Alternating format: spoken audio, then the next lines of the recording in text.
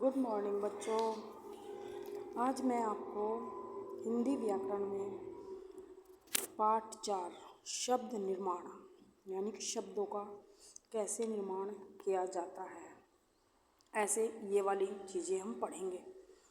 इसमें जानेंगे हम बच्चों, क्या हम जानेंगे अपने चैप्टर में इसमें उपसर्ग का अर्थ तथा परिभाषा, उपसर्ग के प्रकार, उपसर्गों से जुड़ी मुख्य बातें और उपसर्गों द्वारा शब्द निर्माण। चलें पाठ की ओर। चलिए बच्चों, चैप्टर में आपको दिया हुआ है समाचार पत्रों के शीर्षक समाचार देखिए। शिक्षा विभाग और प्रशासन ने नकल रोकने के लिए कसी कमर। पर्यटन परी प्लस अटन को बढ़ावा देने के लिए बनी सहमति। नन्हे मुन्नों की प्रस्तुतियों से अभिभावक हुए मंत्रमुग्ध। बच्चों ने लिया स्वच्छ सु प्लस अच भारत का संकल्प। सम प्लस कल्प।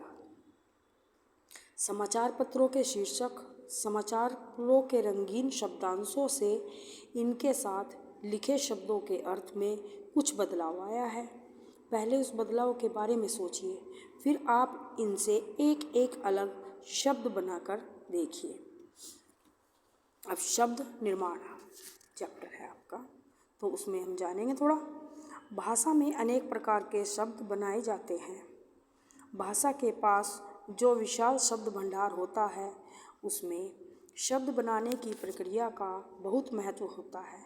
यहाँ हम शब्दों के निर्माण से जुड़े उपसर्ग, प्रत्यय, संधि, समास जैसे प्रकरणों में के बारे में जानेंगे। आइए सबसे पहले उपसर्ग के बारे में जानते हैं। उपसर्ग प्रीफिक्स किसे कहते हैं? बच्चों, प्रीफिक्स के बारे में जानते हैं। उपसर्गों से बने कुछ शब्द देखिए। वी से देखिएगा कितने बने हुए हैं। विचार, विहार, विनम्र, विजय आदि। अभी, अभिनय, अभियुक्त, अभिमान, अभिप्राय आदि। आपने देखा कि वी और अभी शब्दांशों से कितने शब्द बन गए और अभी कितने ही शब्द बनाए जा सकते हैं। विचार कीजिए कि ऊपर रंगीन शब्दांशों के मूल शब्दों के आगे जुड़कर क्या किया। जिन मूल शब्दों के आगे वी और अभी शब्दांश जुड़े उनके अर्थ को या तो पूरी तरह बदल दिया गया या उनके अर्थ को विशेषता प्रदान की। उन्होंने अर्थ को विशेषता प्रदान की। जैसे उप प्लस कार क्या हुआ? उपकार। वी प्लस कार क्या हुआ? विकार। सत प्लस कार स्वागत यानी कि सत्कार। मूल शब्दों से पहले जुड़ने वाले यही शब्दांश व्याकरण में उपसर्ग कहलाते हैं। इसलिए कहा जाता है कि मूल शब्दों से पहले जुड़कर उनके अर्थ में विशेषता या बदलाव लाने वाले शब्दांश उपसर्ग कहलाते हैं। जैसे सम्मान, आदेश, प्रतिदिन, सपरिवार, अपशब्द, सुपुत्र, अनपढ़ आदि। हिंदी भाषा में संस्कृत, हिंदी, उर्दू, अंग्रेजी भाषाओं के प्रचलित उपसर्गों के साथ साथ संस्कृत के अवयवों का उपसर्ग के रूप में प्रयोग किया जाता है। आइए इनका भी अध्ययन करते हैं, इनको भी देखते हैं। सबसे पहले संस्कृत भाषा के कुछ उपसर्ग तथा उनसे बने शब्द देखिएगा बच्चों। अ से रहित अर्थ है अ का रहित यानी कि उसके बिना। अभाव, न का भाव यानी कि नहीं का भाव। अति का होता है बहुत अधिक। अन यानी कि निषेध, निषेध यानी कि न की भावना, नहीं की भावना। अनु माने होता है पीछे।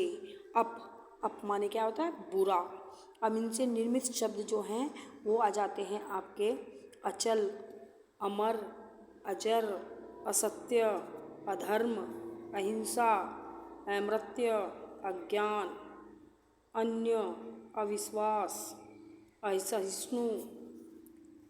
सेकंड में आता है आपका अतिशय, अतिक्रमण, अतिरिक्त, अतिवृष्टि, अत्याचार, अति प्लस आचार, ठीक है ना।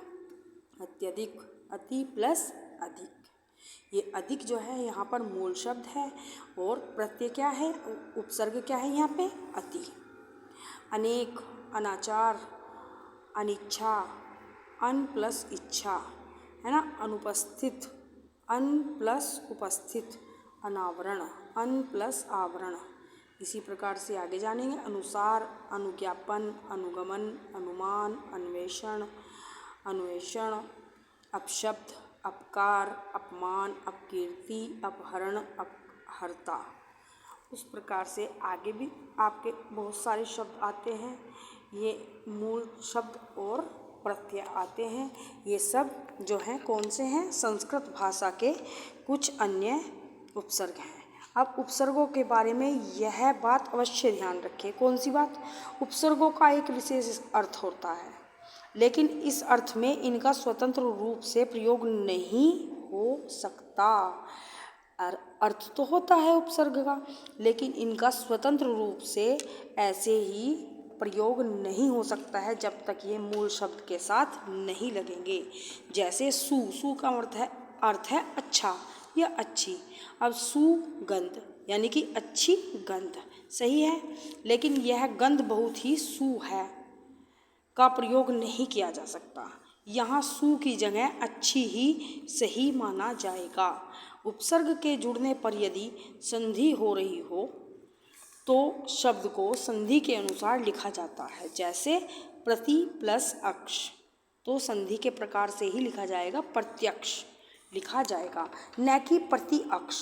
और परीक्षा, परीक्षा लिखा जाएगा, न कि परीक्षा। समझ आया बच्चों, आपको शो भी हो रहा है, देख लीजिएगा। प्रति प्लस अक्ष, प्रत्यक्ष ऐसे लिखा जाएगा, न कि प्रत्यक्ष। और परि प्लस इक्षा, परीक्षा लिखा जाएगा, न कि परीक्षा। ओके, अब आते हैं संस्कृत के कुछ अन्य अव्ययी शब्द। संस्कृत के कुछ अन्य अव्ययी शब्द आते हैं, जैसे कि अतः, अध, आवि, कु, चिर, तत्, पुनः, पुरस, पुरा, बहिर, सम, सह, स्व, स्वयं। ये आपके संस्कृत के कुछ और अन्य शब्द हैं। अब आते हैं हिंदी के उपसर्ग। हिंदी भाषा में संस्कृत से पृथक अपने कुछ प्रमुख उपसर्ग हैं। पृथक यानी कि अलग, अलग कुछ उपसर्ग हैं। कौन कौन से, जैसे कि अध, अन, उन, क, कु, ति, दो, नि, पर, बी आदि, ठीक है ना। नेक्स्ट में चलेंगे। बिन, भर, स, सु, चौ, ये है। अब इसमें इम्पोर्टेंट क्या है बच्चों, इम्पोर्टेंट है तिमंजिला, दुमंजिला, चौतरफा आदि उर्दू में के मूल शब्दों के साथ हिंदी उपसर्गों का यह प्रयोग बहुत प्रचलित है। यानी कि जो ये यहाँ पर जय लिखा हुआ है आपका, ये जय लिखा हुआ है, जय के नीचे आपका एक बिंदु लगा हुआ है, तो ये उर्दू के शब्द हो गए। तिमंजिला, दुमंजिला, चौतरफा आदि में हो गए। लेकिन इनमें जो है ना, ये आपके हिंदी के उपसर्ग लगे हुए हैं। अब विदेशी उपसर्ग पे आ जाते हैं, ऊपर आ जाते हैं। विदेशी उपसर्ग में फारसी के उपसर्ग। फारसी, हिंदी भाषा में फारसी के कुछ प्रमुख उपसर्गों का प्रयोग किया जाता है। ये कौन कौन से हैं बच्चों, ये भी जान लेते हैं। ये जान लेते हैं फारसी के उपसर्ग, यानी कि अल, ऐन, कम, खुश, गैर, दर, ना, ब, बे, बा, सर, हम, हर, बद, बिला, फी, ला, नेक।